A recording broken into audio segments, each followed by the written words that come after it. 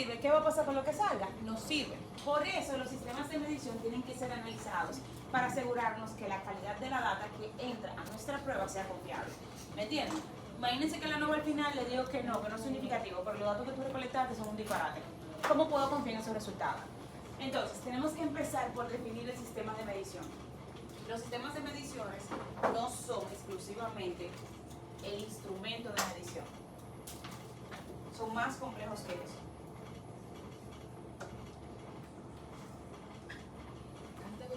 Yes. Sí, por Teams. Por Teams mejor, por chat. Porque a mí me mandan tanto correo que yo ignoro como el 70%. Oh. No les voy a mentir.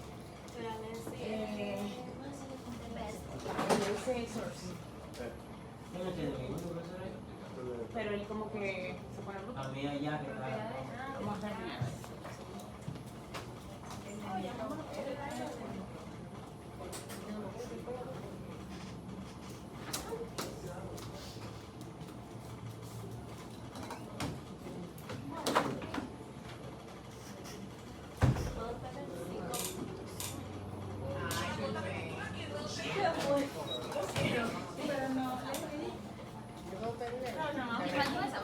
I know. ¿De verdad? Yo pensé que era dos, nada más que el down.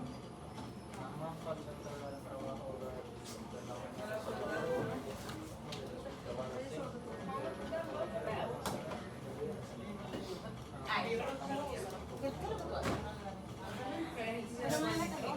A ti te gusta que yo te moleste, ese es el problema. Se ve bien a la vez. Ok, chicos, entonces les decía, los sistemas de medición no son exclusivamente el instrumento. Pero pregunto, ¿cómo el instrumento puede afectar mi sistema de medición? Yes. Si yo me estoy estresando y mi balanza no está calibrada, Excelente. puedo decir por eso que no. Excelente. Imagínense que ustedes tienen una balanza que no tiene precisión suficiente para medir ese punto decimal de lo que ustedes están pesando. Entonces, definitivamente el instrumento puede introducir variación al experimento. Y el evaluador, ¿cómo la persona que está tomando la medición puede impactar el sistema de medición? O puede agregar variación al sistema. Con el error humano. El error humano, muy comúnmente. Si no está entrenado, si no tiene la capacidad de técnica, si le tiembla la mano, lo que sea, si no tiene la capacidad, o sea, visual, visualmente, cualquiera de esas características pueden evitar que la medición se haga apropiadamente. ¿Y el método? Ahí me puedo dar un ejemplo con el método. Tengo un ejemplo en el que el método podría impactar el sistema de medición. Yes, I can do O. ¿Quién dijo O? Bueno, yo en mi practicado era sobre la frecuencia cardíaca, la verdad después. Entonces, el método que usamos era como medir las pulsaciones aquí Ok. y después multiplicarla por 4, por 15, Ok. no me acuerdo. Entonces, imagino que obviamente eso no es un método tan exacto como, por ejemplo, usar Pero eso más o menos, en este caso, ¿qué sería esto? instrumentos. El instrumento. Sí. Realmente el instrumento aquí son los dedos. ¿Qué sería el método? Por ejemplo, nosotros en la práctica 4 hicimos slime y Ok. una de las variables era medir la elongación. Ok. Quizá el método a nosotras estirar el slime podría hacer que haya variación, porque nosotros usamos, por ejemplo, la misma fuerza para estirar. Excelente. Si nosotros no establecemos constante todas esas otras características en el método, se puede introducir variación. El otro día había unos chicos tomando una medición, un curso un poquito más light que este. Y ellos están tomando una medición y me dicen, "Ma, estamos midiendo la mano." Y yo, ¿la derecha o la izquierda? Y yo, se quedaron como. Y después le digo yo, ¿y de dónde tú lo estás midiendo? ¿Desde la base de la palma hasta la punta del dedo o hasta la punta de la uña? O sea, tonterías como esa, entonces pueden ir agregando chin diferencias. ¿Y el ambiente? Un ejemplo de cómo el ambiente puede alterar la medición o agregar variación a la medición. Eso es como fácil de ver. Bueno, sí. Eli. Si el experimento que estoy haciendo tiene que ver con la temperatura, Ajá. dependiendo de la hora en la que yo lo haga, la temperatura va a variar. Ciertamente. El ambiente va a cambiar. Nosotros en la práctica nosotros utilizamos, o sea, una de las variables que estábamos midiendo era en base a la superficie de que estábamos rebotando la pelota. Sí. Eso tiene que ver con el ambiente y puede variar en si rebota más o rebota más. Sí. Lo único que hay, como tú sí estabas controlando la superficie, eso es un factor. Imagínate que lo que estamos aquí cuestionando es si yo cojo tu experimento y lo llevo a otro entorno, Con el viento. el viento, De el viento, si tú lo haces de que al aire libre, donde haya una brisosa, puede mover la pelota a más distancia, versus tú lo haces en un cuarto cerrado donde está esa brisa. Excelente. Y las piezas, imagínense que nosotros estamos midiendo, estamos haciendo una línea de producción de lentes, cómo las piezas en sí pueden agregar variación a la medición, y ¿es eso bueno o es eso malo? Esa es como la más exótica, ¿verdad? Las otras son como obvias. Pero cuando dice pieza, ¿está el material? No, yo digo piezas como que imagínate que tú una línea de producción de lente y yo quiero saber, se supone que el ancho de mi lente tiene que ser de, qué sé yo, 10 centímetros, y yo estoy midiendo con mi sistema de medición esos 10 centímetros. ¿Cómo imagínense, estamos midiendo 10 lentes? ¿Cómo esos 10 lentes podrían afectar el sistema de medición? Y el hecho de que lo afecten o no, o sea, de que entreguen o no variación, ¿es bueno o es malo? Piensen en un chip. Ubíquense en el escenario. Ustedes están midiendo 10 pares de lentes y quieren saber si el ancho del lente es de 10 centímetros o no. No todas las piezas salen iguales. Porque... No todas las piezas son iguales. Entonces, ¿debería haber variación en ese componente? Sí, sí. Sí. ¿Debería haber variación con respecto del instrumento? Imagínense que con el mismo instrumento ustedes miden 100 veces la misma pieza. ¿Debería haber variación? Con el mismo instrumento y todo lo otro estándar. No debería haber variación. ¿Debería haber variación con el evaluador? Todo lo otro estándar. ¿Debería? Sí. No debería. No debería, ¿por qué no debería? Pero puede pasar. Porque el mismo evaluador. Pero la pregunta es ¿debería? Ah, Yo estoy no, manteniendo no. constante todo. Aquí misma pieza, mismo instrumento, mismo todo constante, ¿verdad que sí? Ajá. ¿Debería, es correcto que haya evaluación si yo voy cambiando, si yo pongo el mismo instrumento? Y ustedes miden varias veces con el mismo instrumento, Sí, ¿debería haber se evaluación? puede equivocar. o sea, Se puede, pero debería. No debería. No debería. El sistema tiene que ser robusto para que nada de eso haya variación. Ahora, si yo voy cambiando de pieza en pieza, ¿debería haber variación? Todo lo otro queda No constante. debería, pero... De pieza en pieza. Ajá. Sí, debe. Ahí es donde debe estar la variación. ¿Por qué? Porque es la única forma que yo tengo para comprobar de que mi sistema de medición es capaz de percibir las diferencias que hay en mi pieza. Me explico. Si de repente yo mido todas las 10 piezas y todo lo otro está constante, todo lo otro está fijo, no hay variación aportada en un mundo ideal, ¿verdad que sí? No están aportando variación en ninguno de los otros componentes, y yo como quiera no tengo variación en las piezas, lo que quiere decir es que mi sistema de medición no es capaz de percibir la variación. Porque lo que dijo correctamente Francisco fue al principio, hay variación, la variación está ahí. La pregunta es, ¿la puedo percibir o no la puedo percibir? Yo le pongo un ejemplo. Yo estaba en una farmacéutica y la tabla de datos daba siempre 0.10, 0.11, 0.10, 0.11, 0.10, 0.11. Y cuando yo traté de procesar esa información parecía categórica, porque nada más caía entre dos valores. Entonces, ellos pensaron, tenemos muy bien controlado nuestro sistema porque nada más nos está dando todos los resultados y está dentro del estándar. Pero es que el sistema de variación no podía percibir la variación porque está entendido como que el instrumento no tenía los decimales apropiados. Entonces, si mi sistema no es capaz de percibir diferencia entre piezas, mi sistema no está haciendo lo que tiene que hacer. Sí, claro que es. Todas. Ahí. Ahí mejor, ¿verdad? Sí. Entonces, ¿qué quiero dejarle dicho con eso? Nosotros vamos a aprender a evaluar ahora en breve los sistemas de medición, con la expectativa de que nada de esto aporte variación, porque lo vamos a tener que definir como que apropiadamente y asegurarnos, y que lo único que aporte variación sean las piezas, porque deliberadamente vamos a seleccionar piezas que sean significativamente diferentes. ¿Estamos bien ahí? Cool. Todo el mundo conoce el concepto de tolerancia del proceso, ¿verdad? Eso es lo primero que vamos a hacer. Vamos a seleccionar para nuestra práctica un objeto. Ustedes pueden comprar una caja de lápices. Traten de comprar algo que no sea muy estandarizado o de colectar algo que no sea muy estandarizado pero que no tenga diferencias obvias. Me explico. Si ustedes se van ahora y todo el mundo saca un lápiz, ustedes pueden fácilmente colectar 10 lápices, pero no cojan un cabito y uno completo, sino que traten de cogerlo todo, que sean, ¿se entiende? Que tenga diferencias, pero que las diferencias no sean tan obvias, ¿de acuerdo?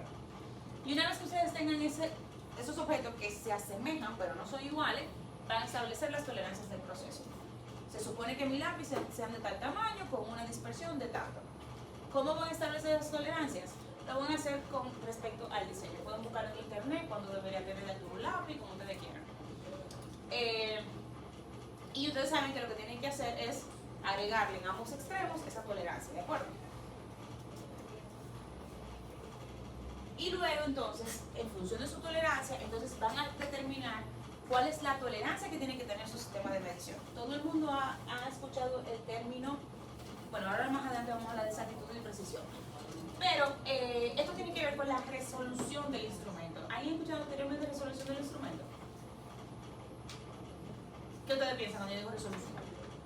Algo con mayor resolución que le decimos. ¿Qué tan específico? Que es más específico, que es más nítido, que la información es como que más desmenuzada. Y ustedes lo pueden observar.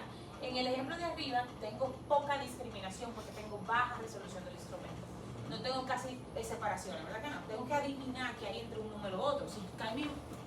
Si mi medida cae por aquí, a ciencia cierta, yo por apreciación sé que está entre 1.3 y 1.4, pero no sé realmente para cuál de los dos redondeados. ¿De acuerdo?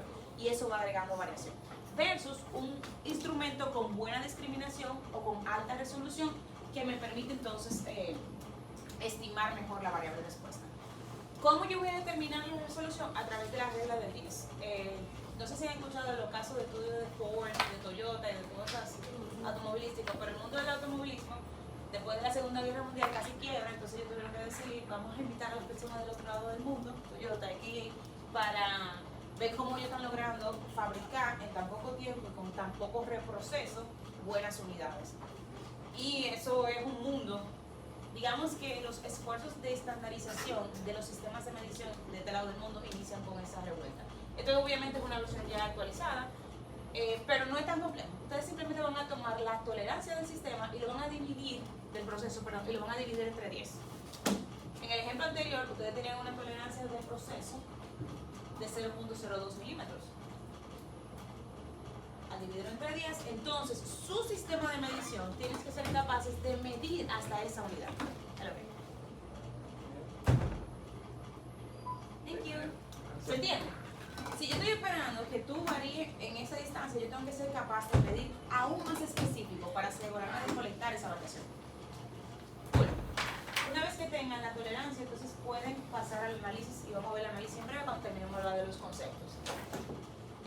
Para el sistema de medición, nosotros solo, de esta diapositiva, solo vamos a utilizar los sistemas de medición de respuesta continua. No nos da tiempo de verlo de categórico y no de discreto. Y yo creo que todo el mundo está familiarizado con esos conceptos, exactitud y precisión. Sí. ¿Quién me puede decir? Si yo tuviese todos los puntitos dispersos así, ¿puede ser preciso? No. ¿Pues exacto? ¿Por qué no es exacto? Porque no está... No está dando en el centro, no está dando en el objetivo. ¿Y por qué no es preciso si están así como una araña? Porque están dispersos. Entonces, la exactitud tiene que ver con la medida de tendencia central o con el valor objetivo, con el centro de la distribución. Mientras que la precisión tiene que ver con la dispersión de los valores o con la curva, con la desviación estándar. ¿De acuerdo? Para que lo asocien con las medidas estadísticas. Nosotros, ¿qué más difícil? ¿Un problema de exactitud o un problema de precisión? De solucionar, de precisión. ¿Por qué? Porque yo no sé dónde van a caer los valores. Porque yo no sé dónde van a caer los valores y porque los valores que están cayendo por aquí pueden tener una causa y los valores que están cayendo por aquí pueden tener otra causa. Cuando yo lo tengo todo concentrado, es simplemente moverlos todos juntos. A diferencia de tener que mover este para abajo, este para acá, ¿se entiende? Mientras más dispersión, más volumen de causas potenciales hay en el problema. O mayor número de causas están afectando la variable de respuesta. Nosotros nos vamos a enfocar entonces en la precisión. Y para analizar la precisión de nuestro sistema de medición, vamos a utilizar una herramienta que se llama RIR. ¿Han escuchado anteriormente RIR? No. Bueno, puede que la necesiten en su curso de aseguramiento de la calidad. Antes la necesitaba, no sé si la siguen necesitando. Ok, esos son algunos componentes de la exactitud, pero como no me enfoca en la exactitud, esto es un análisis de exactitud. ¿Oyeron? Si quieren explorarlo, lo pueden explorar, se llama linealidad de sesgo, porque tanto la exactitud como la precisión se pueden evaluar. Chévere. Solo que nosotros en este curso nos vamos a centrar en la precisión. Explóralo, porque es muy interesante la linealidad de sesgo. Y no es tan difícil, por si acaso. Se ve como que, pero son valores de efecto, no es difícil de interpretar. Entonces, vamos a la precisión. Ok. Yo tengo un proceso, ¿verdad que sí? Y ya hemos discutido en ese círculo, vimos todos los componentes que tienen que ver con el sistema de medición. Pero lo primero que vamos a hacer es, como siempre, separar la variación. Y yo voy a separar la variación de lo que yo quiero que varíe, que son las piezas, o lo que yo quiero detectar su variación, que son las piezas, y lo que yo quiero que permanezca constante o que no aporte variación, que es el sistema de medición. ¿Estamos de acuerdo con esa separación primero? Cool. Una vez que separemos eso, entonces vamos a seguir desglosando el sistema de medición. Y lo vamos a subdividir en dos, reproducibilidad y repetibilidad. De ahí viene el término R y R. ¿De acuerdo?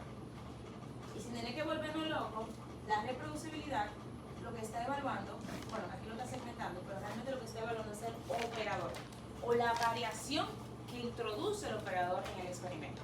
Mientras que la repetibilidad lo que está midiendo es la variación de los sistemas, dígase del instrumento, del resto de las características. ¿De acuerdo? Bien, hasta ahí. También podemos segmentar la reproducibilidad en dos, en lo que es propio del operador y en una interacción. Esto es un ANOVA, ¿oyeron? No hay nada fancy aquí. Una interacción entre el operador y la parte. Vamos a hablar de eso ahora, vamos a ver qué significa cada cosa. Cuando terminemos esa segmentación, lo que estamos tratando de determinar es esto. Fíjense que aquí hay un operador 1 que mide una parte con un sistema de medición 20 veces y luego mide la misma parte con un sistema de medición B. Eso es repetibilidad, ¿de acuerdo? ¿Por qué? Porque con ese sistema, fíjense cómo se está comportando. Y el sistema de medición puede ser, él estaba haciendo este método, lo hizo en este ambiente, ya. Y otro sistema, entonces, en otro ambiente, con otro método. Pero es la misma persona. Entonces, fíjense cómo el comportamiento es diferente. Y eso no debería ser. Porque entonces, cambiar el método incluye variación en mi proceso. Aquí tenemos entonces tres operadores diferentes. Aquí el operador permanece constante. Aquí el operador va cambiando.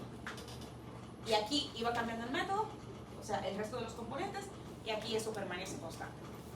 En ambos casos estamos detectando problemas, porque no se supone que con el mismo sistema de medición tres personas midan diferente. ¿De acuerdo? Y eso es lo que va a hacer la herramienta, detectar si existe ese patrón.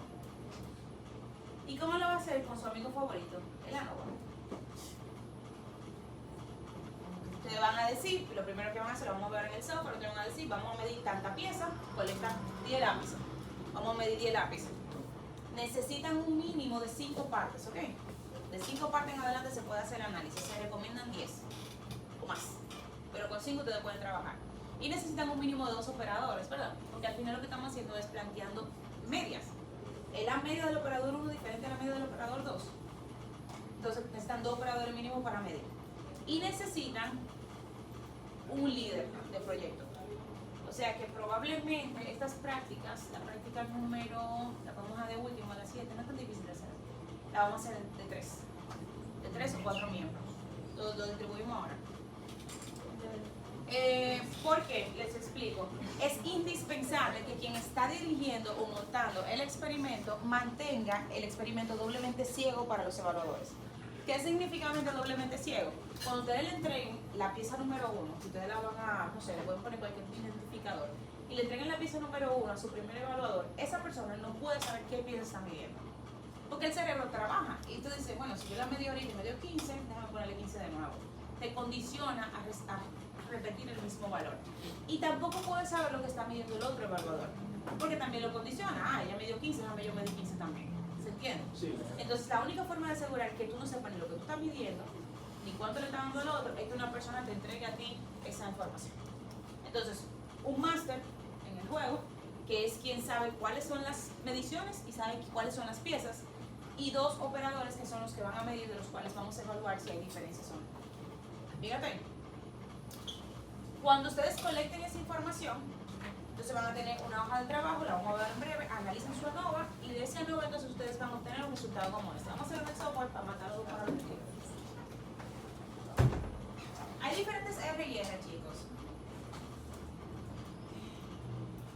Les recomiendo, no hay problema con hacerlo cruzado o anidado. Yo te conozco esos términos, ¿verdad?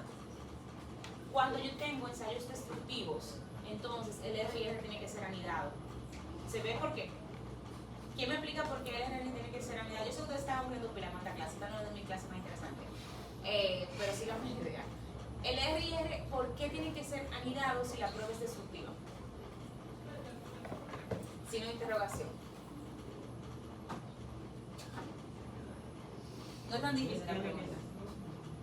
¿Por qué el RIR tiene que ser anidado en un sistema de medición donde las pruebas son destructivas?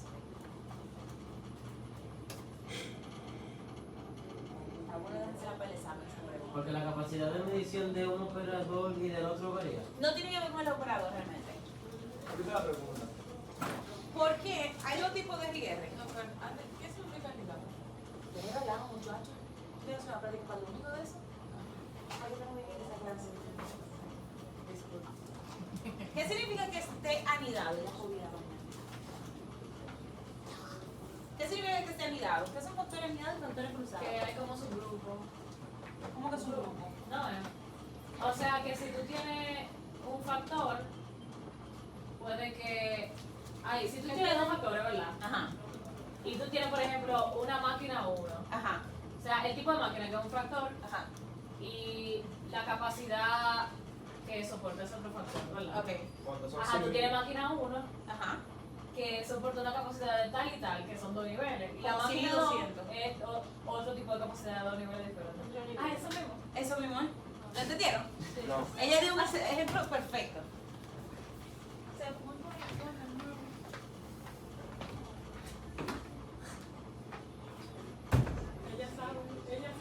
Del grupo de proceso que se están quemando. Es que él está bien. Yo voy al carro, en verdad, no te miento. Estaba Yo me hice, pero Entonces, ¿qué fue lo que ella explicó? Ey, ella lo dijo bien, oye, lo que pasa es que no le siguieron el ejemplo. Yo le Yo seguí el entendí, ejemplo. pero- Ah, gracias.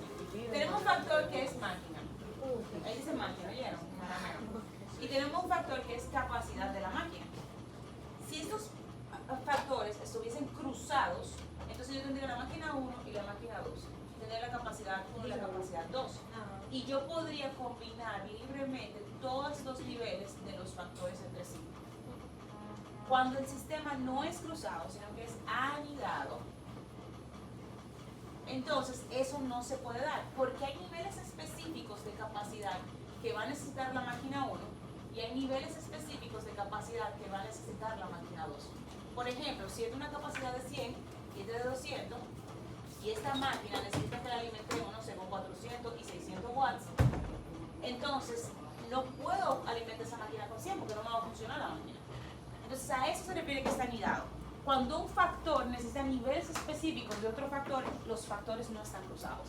¿Mejor ahora? Pero había una palabra que te había dicho la semana pasada, que era como que uno depende del otro, pero en una sola parte. No me acuerdo tampoco, podemos buscar en grabación. No me acuerdo de la palabra. Fíjate ahí. Entonces, repito la pregunta, ¿por qué en un ensayo destructivo el RIR tiene que ser anidado? Eso debe ser un Cuidado si prende el fuego.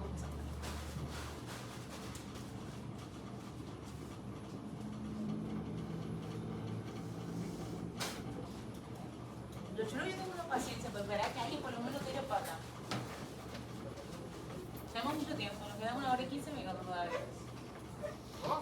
Claro, mientras más caso ustedes me hacen, más rápido salen de mí.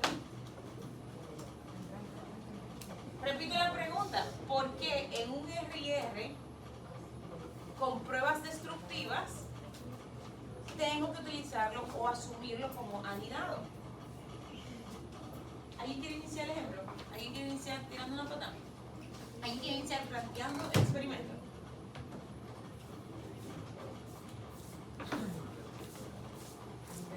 Porque no se puede.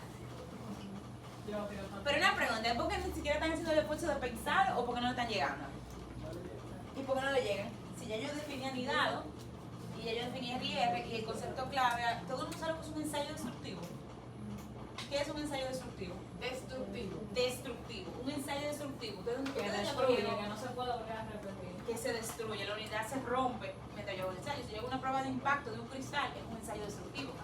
Si yo hago una prueba de tensión en un, qué sé yo, allá en la Instron, porque hasta que no se rompe la probeta, yo no termino el ensayo. Porque no se puede usar la misma pieza. Porque no se puede usar la misma pieza. Entonces, cuando yo tengo el operador número 1, gracias por sacarme de mi pena, María. Cuando yo tengo el operador número 1 y él está midiendo la parte que yo digo que es la número 1, y después viene el operador número 2 y mide la parte número 1, esa parte número 1 no es la misma que esa. Es lo mismo que yo hubiese dicho, esta es la parte 4672, porque tenemos unos códigos, y esta es la parte 3340. Sigue siendo la primera que están viendo cada una, pero no es exactamente la misma pieza. Entonces, los niveles de este factor no utilizan los mismos niveles de aquel factor. Y ustedes se dirán si en su práctica quieren hacerlo destructivo o no destructivo. Porque si lo hacen destructivo, tienen que conseguir tantas piezas como combinaciones tengan. Si lo hacen no destructivo, solamente tienen que conseguir las piezas que necesitan. Entonces,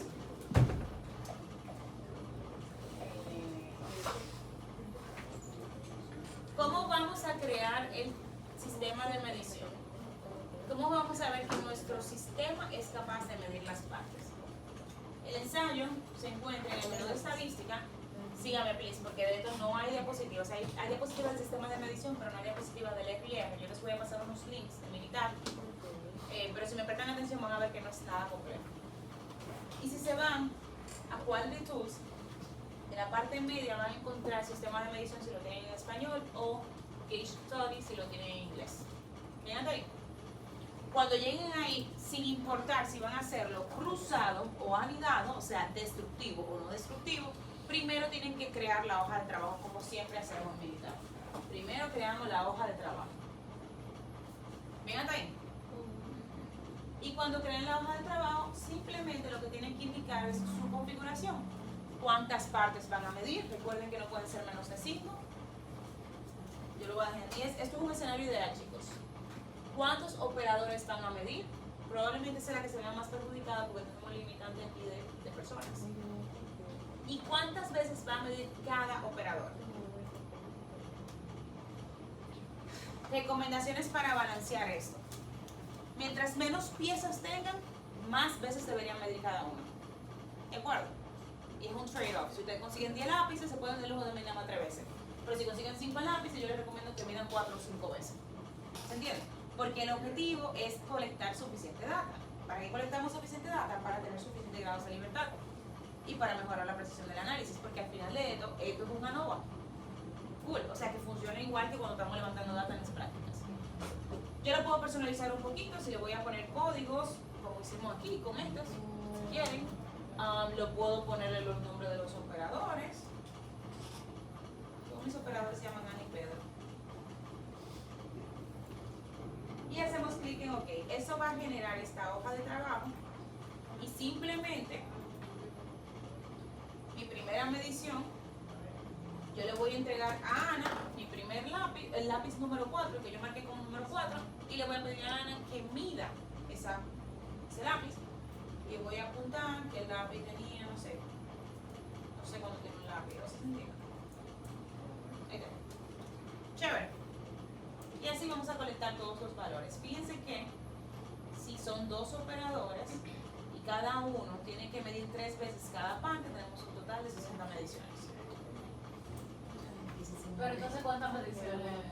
¿Como mínimo, como máximo? No hay mínimo, no hay máximo, hay consecuencias de nuestras decisiones.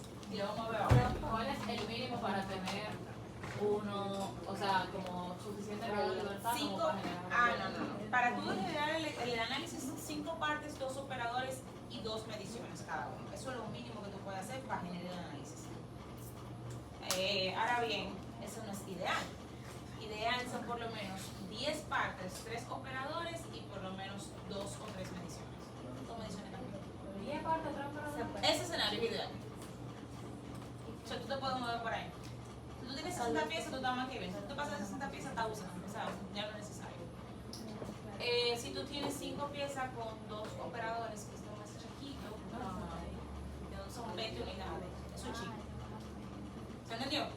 60 está bien, 20 es chico. Las partes en este ejemplo son la cantidad de lápices. Sí. Tienes que conseguir idealmente 10 objetos similares. Y no pueden ser de que 10 termos que sean de 10 fabricantes diferentes. Supone que si son 10 termos, son 10 termos iguales. No les recomiendo que sean productos muy estandarizados, como productos industriales, como botellas de plástico, cosas por el estilo, están muy estandarizados en el sentido de que la precisión es bastante alta. Entonces van a necesitar sistemas de medición más robustos o poder detectar la diferencia en ese escenario. Busquen cosas artesanales o cosas sencillas que se produzcan en su alrededor. Chévere. ¿Dudas, preguntas que haces hasta ahora? Ok, vamos a ver el ejemplo del análisis. Aquí yo tengo uno que se completó. Fíjense que yo tenía, igual que en el nuestro, 2 operadores.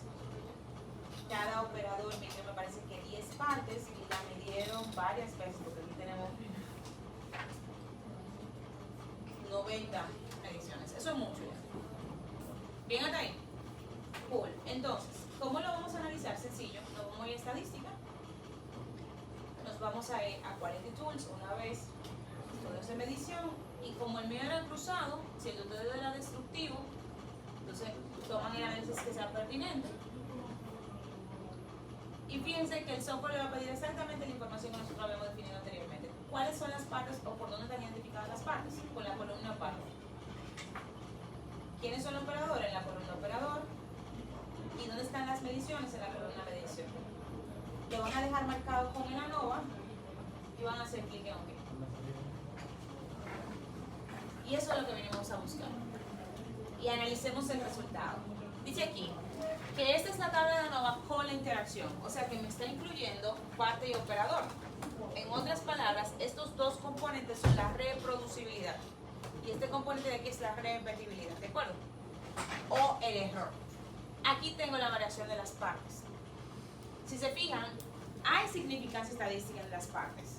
Y la hipótesis nula ahí, como yo tenía 10 partes, era que la media de las mediciones de la parte 1 fueron iguales a la media de la 2, que fueron iguales a la 3. Con un valor de P menor que alfa, rechazo esa hipótesis nula y concluyo que no, que las partes no son iguales. ¿Eso es bueno o es malo? Depende. ¿De qué? Es bueno, acuérdense que el análisis lo estamos haciendo en función del sistema de medición, no en función, no estamos evaluando el proceso. Es bueno porque mi sistema puede detectar la diferencia entre las partes. Si yo deliberadamente selecciono lápices que yo sé que son de tamaño diferente, el sistema debería decirme que son diferentes. No me tiene que decir que todos son diferentes, porque hay algunos que van a ser lo suficientemente estadísticamente iguales, pero ya cuando tú te desfases, yo necesito que mi sistema pueda detectar esas diferencias, ¿de acuerdo? Una cosa es el análisis del proceso. A nivel del proceso, qué malo que tenemos diferencias entre las partes, pero a nivel del análisis del sistema de medición, qué bueno que podemos detectar esas diferencias para poder intervenirlas y arreglar el proceso de producción, ¿de acuerdo? Ahora tengo el operador. Ahí la media del operador 1 es igual a la media del operador 2. Rechazo esa hipótesis nula. ¿Eso es bueno o malo? Eso es bueno. Digo, pero repita. Aquí yo tengo operador Ajá. y tenemos 3 operadores. No se me ocurre la otra. No, eso es malo. Entonces, ¿es malo? ¿Por qué? Salud. Porque si todos estamos en el mismo sistema de medición, si todos nos entrenaron igual, si todos tenemos los mismos instrumentos, tenemos que medir igual. O sea, deberemos tener la capacidad de medir igual. Y luego dice parte por operador y no hay significancia estadística. ¿Esto es bueno o malo? Bueno, primero tenemos que hablar de qué es eso antes de saber si es bueno o malo. ¿Qué ustedes creen que la interacción parte como operador? Sabiendo basado en el conocimiento que ustedes tienen de lo que es una interacción.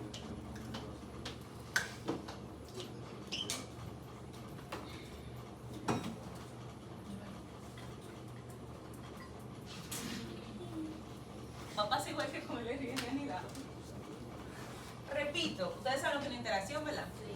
Pero ¿saben lo que es una interacción? ¿O saben lo que es unidad o saben lo que es una interacción? ¿Qué es una interacción?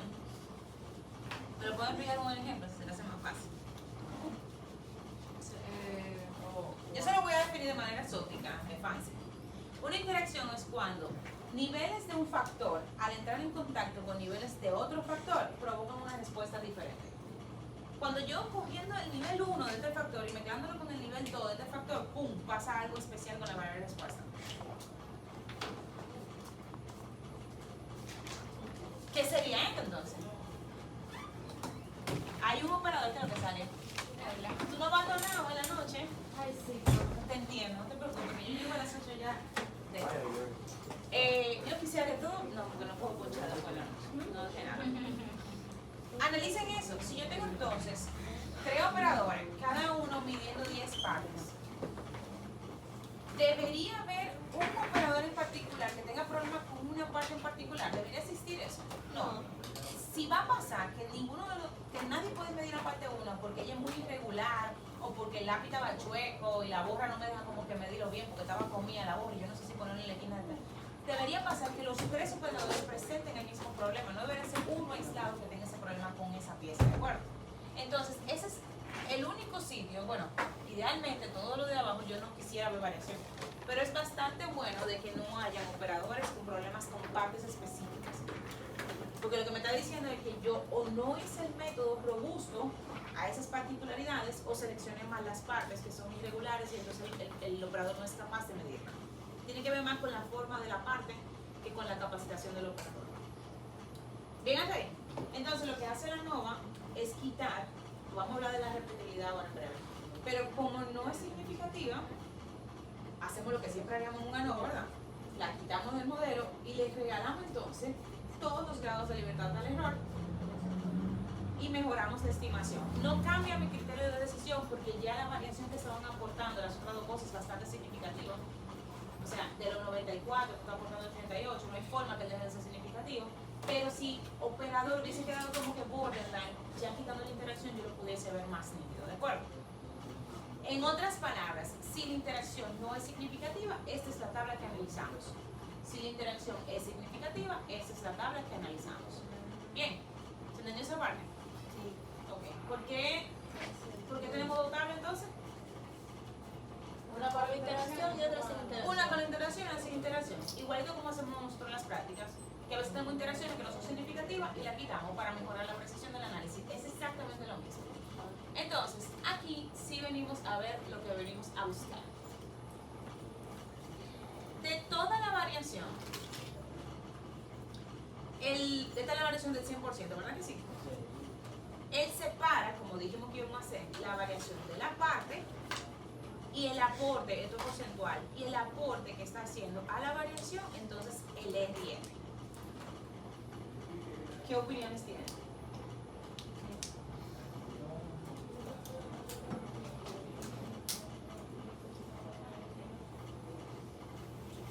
De la que más provoca variación de la de cuarto. Gracias. Que el 92% de la variación la está provocando las partes. Y eso es buenísimo. Eso es lo que yo vengo a buscar. Eso es lo que yo quiero que pase. Y un 7% de la variación la está aportando el sistema de medición. ¿Tengo que hacer algo? ¿Tengo que intervenir el proceso, el sistema de medición? ¿Arreglo algo? O sea, tal vez sí, pero no. Tal vez sí. Esa respuesta me gusta. ¿Pero por qué tal vez sí?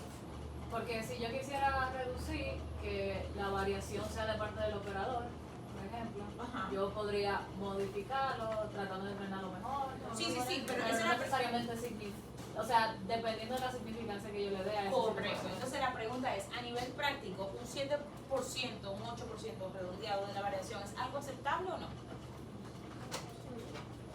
¿Cuál es la palabra favorita mía en estadística? Depende. Muy bien. ¿De qué depende? ¿Cuál es la segunda que le nivel dije? de aceptación yo le doy? ¿Y eso depende de quién? Del contrato. No, bueno, sí, pero el que nos contrata está velando por qué. ¿Cómo? ¿Por qué estamos velando? O sea, ¿qué es lo que me hace decidir si un 7, un 10, un 15, un 20? A nivel de confianza. Sí, pero ¿de qué? A nivel práctico. Repito la pregunta, síganme, vuelvan a mí, por favor. Vuelvan a mí, que hoy los noto dispersos. Yo sé que el tema no es como que muy appealing, pero los noto dispersos. Vuelvan a mí. Hicimos el RIEG, chévere. Y él me está diciendo, mira, un 92% de la variación es la parte y un 8% de la variación es del proceso de medición, del sistema de medición. Que el instrumento, que el operador, que el método, que el ambiente. Hay un 8%, cada vez que tú mides y te da una dispersión, imagínate que eso debe dar 15 y te está dando 18, esas 3 unidades de dispersión que tú tienes con respecto a la medición que tú deberías tener, hay un 80% que es de la parte, un 92%, perdón, que es producto de la parte, y hay un 8% que lo está agregando el sistema de medición, que no es real, que no le pertenece a la parte. Entonces yo le pregunto a ustedes, ese 8%, bueno o malo, ¿yo puedo vivir con eso o necesito arreglarlo? Y alguien dijo, depende, que es mi palabra favorita. Y ahora yo pregunto, ¿depende de qué? ¿De qué ustedes creen que depende? Si yo De puedo la parte que agregar- estoy midiendo. O sea, por ejemplo, si es Si hay algún tipo de dispositivo médico que sí requiera una precisión más Excelente. grande, o sea, Entonces- más específica, sería más importante tú reducir esa variación. Entonces la respuesta dice, depende del proceso. Esa es la respuesta correcta, depende del proceso. No es lo mismo yo tener que medir cosas que necesitan una alta precisión, que tienen que ser milimétricas porque son un componente que va a tener una turbina eólica, que si la vibración lo mueve un chin, ya él va a dañar todo el sistema, a que sea una arandela que yo le voy a poner, no sé, a una bisagra de una mesa. ¿Me sigue la idea? Entonces depende del proceso, siempre depende del proceso. Estos valores que ustedes ven siempre en el colegio, en la academia, son valores de referencia, no son valores estándar ni fijos. Ahora bien, si tenemos dentro de la misma bibliografía, a nivel académico, rangos de aceptación. Si tú tienes menos de 12%, dice aceptable, pero tú estás más que bien. Tú estás a nivel industrial, tú estás excelente. Si tú tienes de 1 a un 9%, depende de la aplicación, porque sistemas artesanales, producciones artesanales, pues naturalmente, sistemas de mediciones que son como los que tenemos aquí en la universidad, que no son mediciones de que con láser en la línea de producción, ¿se entiende? Entonces eso es aceptable. Y más de un 9%, entonces no es aceptable y debe ser mejorado, ¿de acuerdo? Eso es para los componentes de la variación, porque fíjense que hay dos tablas. Yo tengo aquí la variación o la varianza de los componentes, la dispersión que yo tengo cada uno, y aquí yo tengo ya el impacto que tiene eso en el análisis de las medias, ¿de acuerdo? Y tenemos dos criterios de selección. Ahora bien, no importa lo que pase, el análisis que ustedes tienen aquí va a ser el mismo análisis que tengan aquí. Si se fijan, aquí el criterio de decisión es alrededor de un 1 o un 9%, y en el otro de las tablas, entonces tienen un poquito más por abajo, de un 10 a un 30%. Son equivalentes, porque lo que está variando o sea, la variación, como el ANOVA lo que está tomando es las varianzas, y si las varianzas se dispersan, pues entonces eso impacta las medias en la misma medida, ¿de acuerdo? ¿Cuál es la moraleja del cuento? Cuando ustedes tengan el ANOVA, analicen su significancia estadística y se den cuenta de que no está bien o mal, ustedes van a proceder a recomendar si van a intervenir o no el sistema de medición. ¿De acuerdo? Ese es el objetivo de la práctica. Validar que el sistema de medición para la longitud de los lápices es capaz de detectar la diferencia entre los lápices y mejorar ese sistema en caso de que sea necesario. Entonces vamos a ponernos de acuerdo desde ahora cómo lo van a mejorar.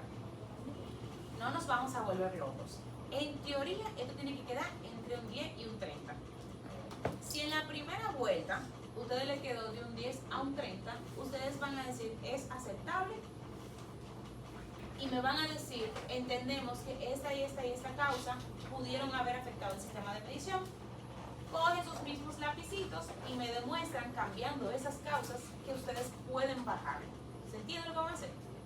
Tienen que demostrarme que ustedes pueden. Imagínense que le dio un 17.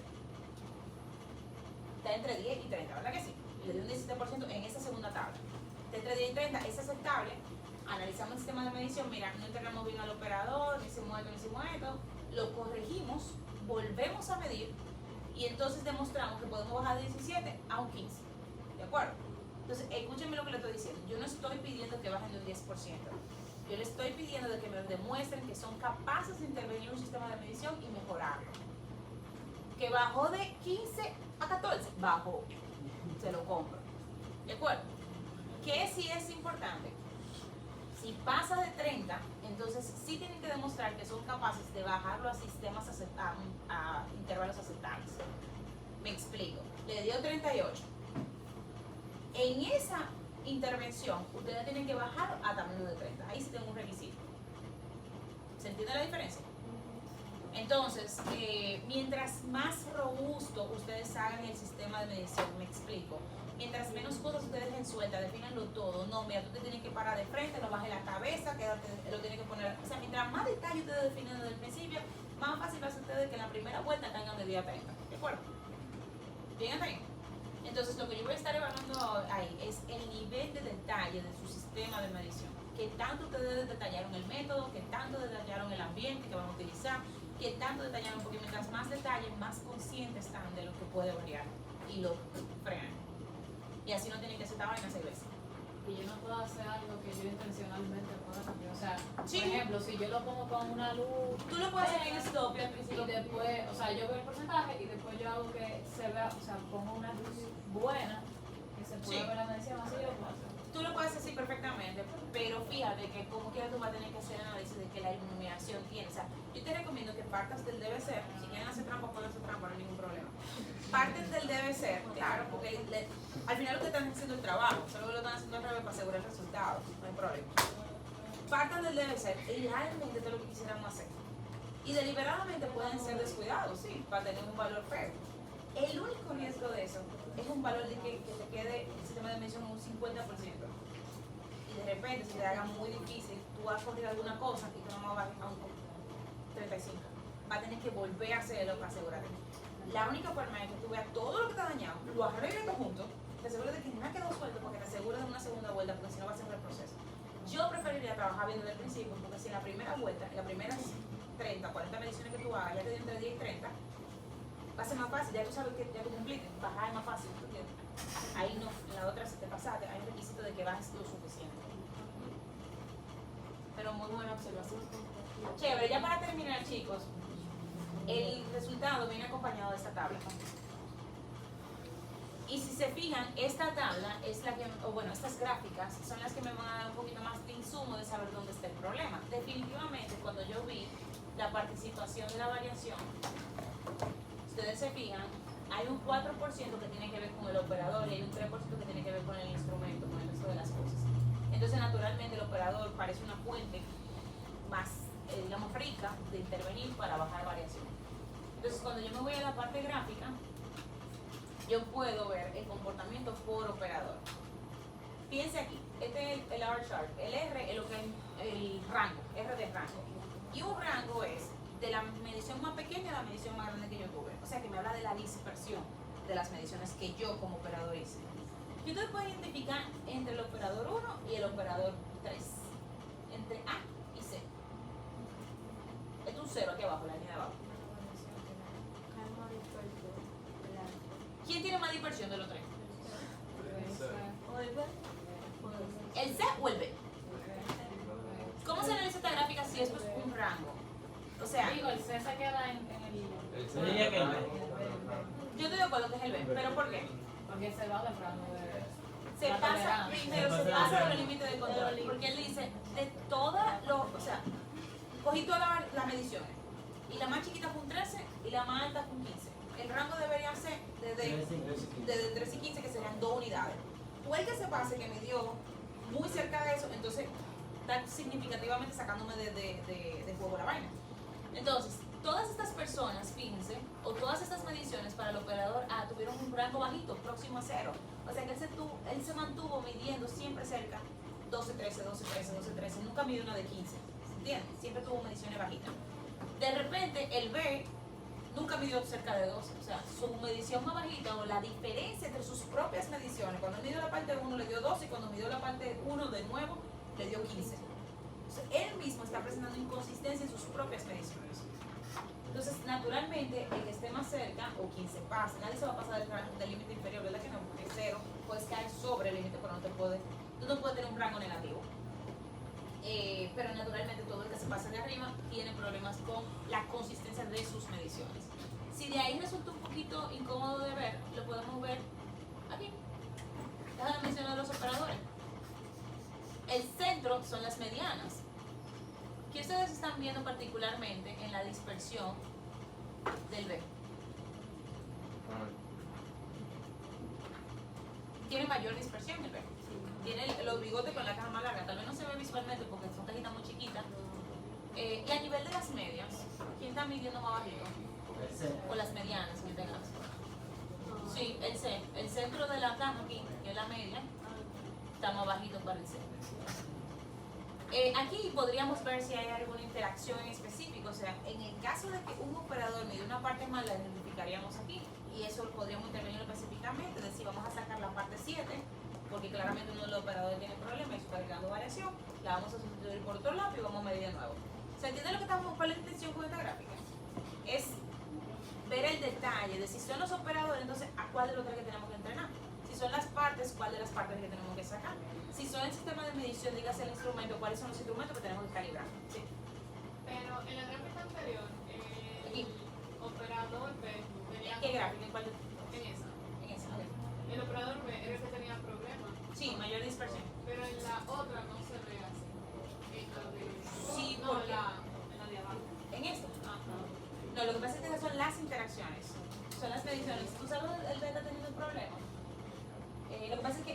vemos son los promedios de las mediciones. O sea que la dispersión no se puede apreciar por la parte.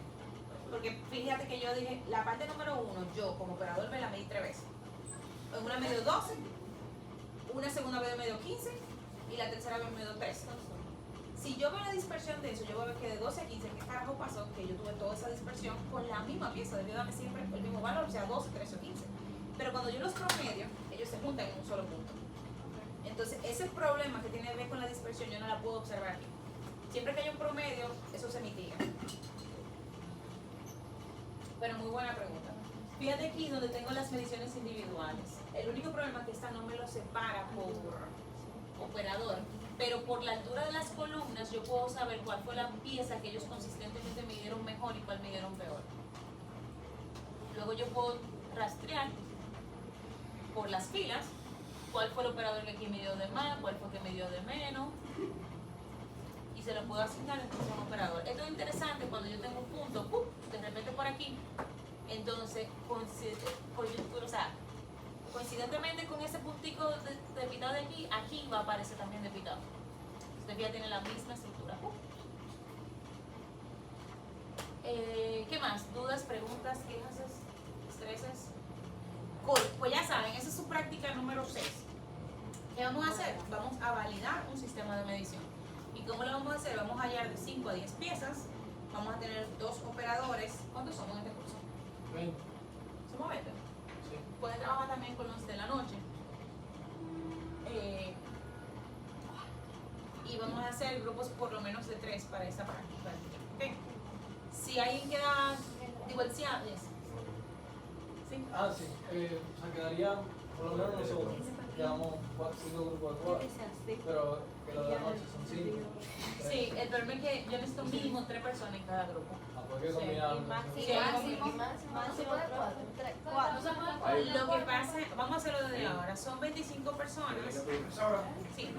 ¿Y el segundo operador no puede ser un agente aleatorio? ¿Una gente externa? Sí. No, el segundo operador no. Ah, sí, vamos a hacerlo así. Búsquense a alguien que lo ayude. Vamos a hacerlo así. Búsquense a alguien que lo ayude de afuera. No, eso no. 4 no va a ser. Yo voy a poner ese rey. ¿Y por qué no? Porque van a medir 3 gente entonces. O sea, ese requisito. Sí, Eso es más potencial de variación. Mientras más operadores, más potencial de variación hay. Ah, pues práctica vale 15 puntos y el examen vale 10. Vale 10 la práctica. ¿Y para cuándo fue? El otro domingo. No. Póngalo para 11. No, porque tengo que poner la práctica. Y para el examen final, ¿Y cuántas prácticas son, profesor? 7. ¿Y cuántas van? 5. Ella no tuvo la... Falta las 6 y las 7. Esa es la 6. Esta es la 6. Profe, llevamos Pero no te quejes, tú estás saliendo de mí. el Mira, tenemos 5 prácticas en la costilla, estamos en la Profe, el examen. Lo que digo que en materia de momentos de trabajo están casi saliendo de mí porque nada más le quedan. ¿Y de dónde va a salir la práctica 7 si no vamos a la clase? ¿Quién dijo que no? Todavía vamos a ver otro Pero proyecto. que la clase por sí, el problema es que es una ¿Y práctica. qué? Pero espérense, porque me dicen que el problema es el examen y después me dicen que el problema son las prácticas. ¿Qué es lo que les gusta de las dos cosas? El El examen. examen. El examen y la práctica. ¿Cómo los evalúo? Sin No, práctica y mentira, examen. la práctica. Vamos a poner las 2 próximas prácticas. Miren, yo no sé, Yo no sé yo qué hablo, pero todo lo que estoy tiene aquí de ilusa pensando, yo digo, diablo, la práctica es tan chula, o sea, como que están aprendiendo algo, de ilusa, yo de este No, pero lado. uno se queja, pero no la hace Uno tranquilo. la hace con amor. Uno se queja, pero cuando uno la está Yo haciendo. lo monté de motoriza los videos. Claro. Ella no tiene un carro y uno metía la cabeza hacia acá. Claro, pero y no voy a hacer cuento del tuyo para. Pero díganlo, no me nada. Hay unos que hay compañeros que no vi, los que vive diciendo de que. Siga Que viendo. dice, no te lo que, no di que, profesor, no di que, miren aquí, quitamos, no di que, no sabes. No que diga. No que di que. 15 puntos por eso, 15 puntos. Dudas sobre los Ese puntos, Roberto. ya estamos casi acabando, vamos, yo que tuve, Power Draw. Yo sé que yo no soy la persona más compleja que ustedes tienen en su tribu. Este no me lo hago. Ok, cerremos con esto. Se logran. Nos ponemos de acuerdo al cierre de la clase sobre los grupos, pero me gusta esa idea. Me gustó la idea de traer un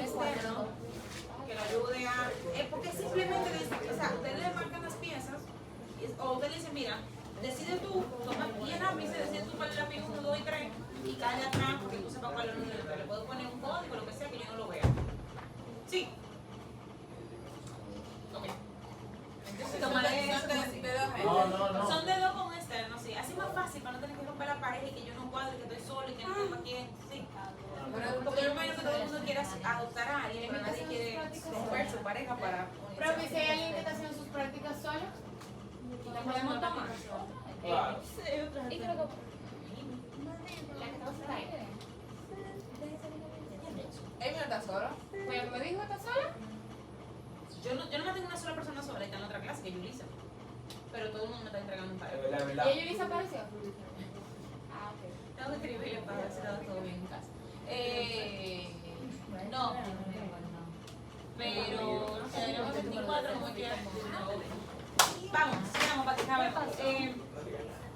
En su programa hay una herramienta que se llama Taguchi. De esa no vamos a hacer práctica, ¿ok?